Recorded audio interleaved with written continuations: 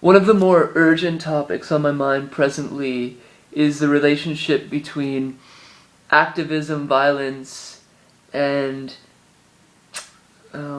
social change. I was just watching a video with Sivich. I don't know if that's actually how Charlie Veach, I guess is what. Yeah, so C Veach, I guess would be the proper pronunciation. And in it, it's a very powerful compilation of video of people dying through war, and I comment on it. I actually posted it on Facebook because I felt it.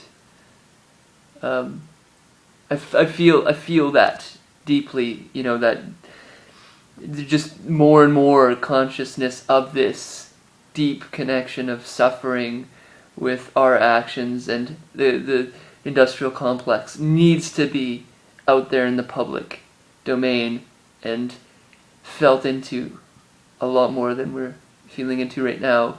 And it's through that, going through that uncomfort zone, that will help aid, I think, social transformation, social change. However, Charlie has been an advocate, at least indirectly, of biting back. Now, if that means actual physical violence or just non-resistance is a bit questionable, but I think it means, in some case, physical violence. Now, to be totally honest, I don't know where I stand on this. This is a very touchy issue for me. Or not touchy, but very difficult issue. It's a problem I've been struggling with. So I'll reflect back on why I feel the way I do about it, and just let you have your own thoughts. So what happened with Gandhi, right, in India is a pretty good example. You might there is actually some interesting information about some elements that he wasn't a perfectly ethical guy himself, but I do believe that down the road he became and had the great intentions of helping to liberate people, and he himself suffered a great deal in doing so. But his active his passive resistance, that is to say, non-violent passive resistance, was successful in a big way in creating liberation for the Indians of the time, and how he encouraged people to do this was a monumental feat through, his own fasting, great fast where he almost went, he almost died in doing this, and it's a powerful image of what's possible through the notion of peace. And one of the greatest transitions, most effective and most uplifting in probably human history, and that in itself is just so, just that image that's possible is revolutionary, and I think it had a big effect on the consciousness of the 1960s and that sort of revolution that took place then, although it was steered in unhealthy ways to some extent. But so we all roughly know Gandhi's story, I'm sure, so I don't need to reiterate it too much. But what I do think needs to be said and isn't talked about that much is that it was the case that he was working within the framework of a culture, or the British Empire itself was not probably going to kill a person for speaking out.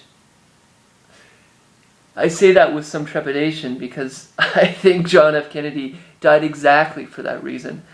But at least the image of a democracy had to be held up. A democracy-like thing. No, it wasn't proper democracy, but near democracy-like image needed to be maintained. And so, if one was to off Gandhi, they had to be very careful and make it secretive. And so that is in part, I think, a big reason why he was able to do what he was able to do. And this wouldn't have taken place in maybe Roman culture, for example. They probably would have just killed him. His views didn't line up with what was held to be right and true, so they would have probably just, stoned him to death or something. I don't really know how they killed them in Roman days. I should, but I don't. Anyway, so presently, the corptocracy, which I can elaborate on, but I can put it simply, is just the merging of state with corporation, and this is unquestionable, essentially. It's happening through presidential elections. They need great sponsorship. It's all coming from corporations. These corporations are essentially monopolies, and there's this merging of state with corporation. So that is pretty much unquestionable, and the intentions of a lot of these things are just negative. Look at the wars, look at the suffering and such. I mean, there is a complexity here that is absolutely the case, but the intentions behind a lot of these major corporations have been shown time and again to be not very healthy, and in reality downright destructive and negative.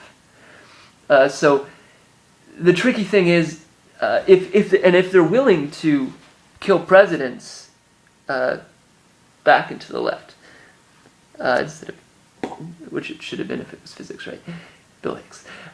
No, but if it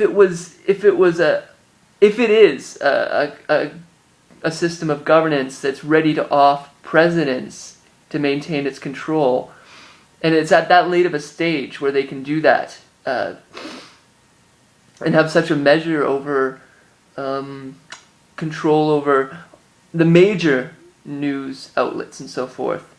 Not the minor ones. The computer has been revelatory in that sense, but the major ones, then at least the majority of people will follow along with what is being said for the most part. And so you're having, but this is changing, but you're having a very real struggle here of power, and should we act violently in the worst case scenario where we're going to go into, if we were going to, I don't think we are, I think we're going to get by this, but if we were going to go into a global scientific dictatorship, would it be right, ethically right, to fight violently to stop this?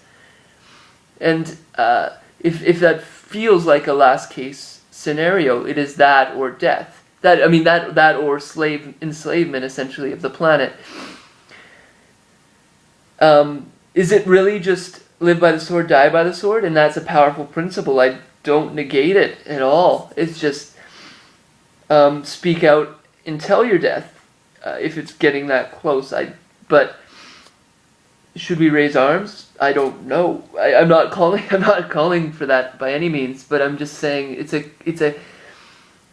For example, just one quick example, arguably the reason why the amendment in the Constitution of America for guns, I think it's the Fourth Amendment, I'm Canadian, was instituted not for the sake of really going to hunt or anything, which maybe partly, but it was really to defend against the government. That's what I've heard anyways, and I've heard it said by people that I trust generally. And so that's a pretty interesting principle that the founders of the democracy themselves said, one of your greatest threats is the government. I'll let you think on that. Cool, bye.